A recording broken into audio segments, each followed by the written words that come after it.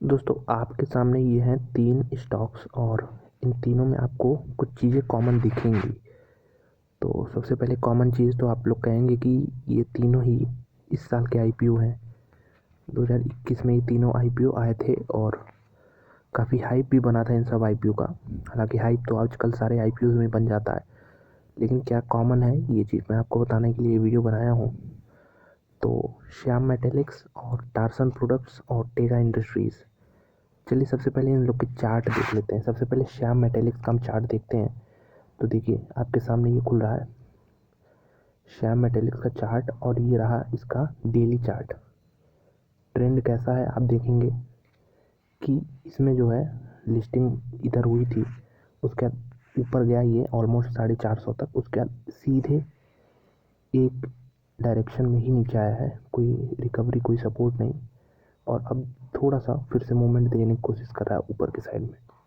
लेकिन ये सस्टेन करता है कि नहीं ये देखने वाली बात होगी। 361 के ऊपर अगर ये लेवल जो है सस्टेन कर लेता है तो यानी हम मानेंगे इसमें ट्रेंड चेंज हो गया है और ये ऊपर फिर से जाने के लिए तैयार हो जाएगा।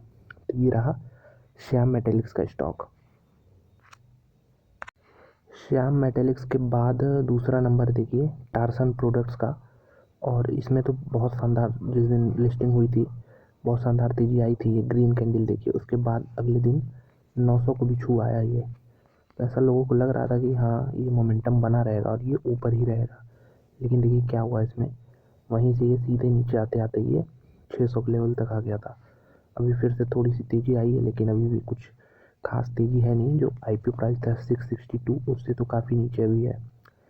तो इसमें भी आपको चार्ट देख के पता चल रहा है कि किस प्रकार से डाउनवर्ड मूवमेंट देखने को मिला आईपीओ के बाद। तीसरा देख लेते हैं टेगा इंडस्ट्रीज़। इसमें तो मतलब रिकॉर्ड सब्सक्रिप्शन रेट थे, और इसका देखिए आप 760 760 ये लेवल। उसके बाद यहाँ पे भी ऐसा नहीं कि अगर स्टॉक बढ़ता नहीं है तो हम मान सकते हैं कि चलो कंसोलिडेट करे या फिर हल्की सी डाउन साइड आए। इन सब स्टॉक में एक चीज़ आपको दिख रहा होगा कॉमन कि बहुत तेज़ी से नीचे आते हैं। तो ये देखिए ये भी आया बहुत तेज़ी से नीचे, और अब यहाँ पे एक रेंज बना रहा है ऊपर की साइड में 600 का, नीचे की साइड में 550 का। तो ये तीनों तो मैंने आपको बता दिए कि इसमें गिरावट आई है। हालांकि सिर्फ यही तीनों नहीं है, काफ़ी स्टॉक्स ऐसे हैं आप देखें, कार ट्रेड है और बहुत सारे स्टॉक्स हैं जिसमें लगातार नीचे गिरावट आई है।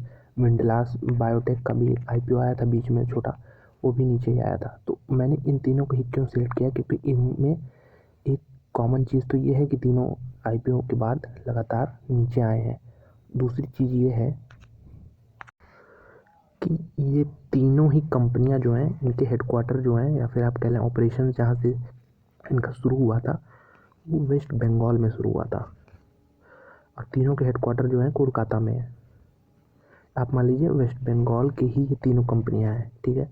तो इसमें मैं आपको क्या बताना चाहता हूँ, मैं बताना चाहता हूँ कि जो इमेज बनी है वेस्ट बंगाल की कि वहाँ पे लेबर यूनियन का बोलबाला रहता है, कैपिटल मार्केट्स के लिए वहाँ पे जगह अच्छी नहीं दी जाती। आपको याद होगा इंसिडेंट रतन टाटा जी का, जो कि काफ़ी अच्छे पर्सनैलिटी माने जाते हैं, और वो टाटा नैनो के लिए सिंगूर में वेस्ट बंगाल में एक जगह है वहाँ पे उन्होंने प्लांट लेने की कोशिश की थी, लेकिन वहाँ पे उनको नहीं लेने दिया गया वो प्लांट।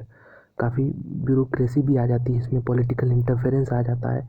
तो वेस्ट बंगाल हम कह लें सीधे सीधे फ्रेंडली स्टेट नहीं है ये इंडस्ट्रीज़ के लिए। तो उसका असर तो आप कह सकते हैं कि कंपनियां तो बहुत अच्छा परफॉर्मेंस कर रही हैं, लेकिन जो वैल्यूएशन देती है बाज़ार देता है वैल्यूएशन, वो बहुत सारी चीज़ों को देख के देता है। तो उसमें एक रीज़न ये भी है, अगर टारसन प्रोडक्ट कहीं और की कंपनी होती, महाराष्ट्र की होती या फिर तमिलनाडु की होती, तो आप देखिएगा इसका वैल्यूएशन इतना अच्छा होता कि 1000 के ऊपर भी ये ट्रेड कर रहा होता, क्योंकि इसका बिजनेस मॉडल इतना अच्छा है। लेकिन एक नेगेटिविटी यही है कि बंगाल की कंपनियां में कुछ अच्छी हिस्ट्री भी नहीं रही है कि कोई कंपनी जो है वहाँ जाके सेटल हो जाए, उसको इंटरफेरेंस ना मिले ब्यूरोक्रेसी से या पॉलिटिकल इंटरफेरेंस या फिर लेबर यूनियन से।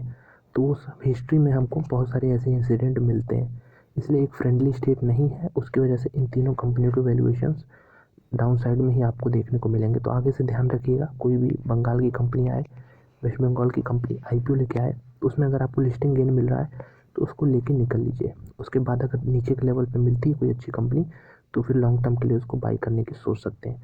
क्योंकि अगर देखिए यहाँ पे 450 रुपये पे जो खरीदा वो भी फंसा है, टार्सन में 800 वाला भी फंसा है, टेगा इंडस्ट्रीज़ में 700 वाला भी फंसा है। हालांकि फंसा राइट वर्ड नहीं होगा अगर लॉन्ग टर्म का व्यू है तो, लेकिन ये जो दिक्कत हो रही है शॉर्ट टर्म में भी कि परेशानी हो रही है कि प्राइजेस काफ़ी तेज़ी से नीचे आते हैं, तो उससे बचने के लिए आप देखिएगा वेस्ट बंगाल की कंपनी को अवॉइड करिएगा आगे चल के। तो ये बहुत अच्छा ऑब्जर्वेशन है, इसको आप भी फॉलो कर सकते हैं।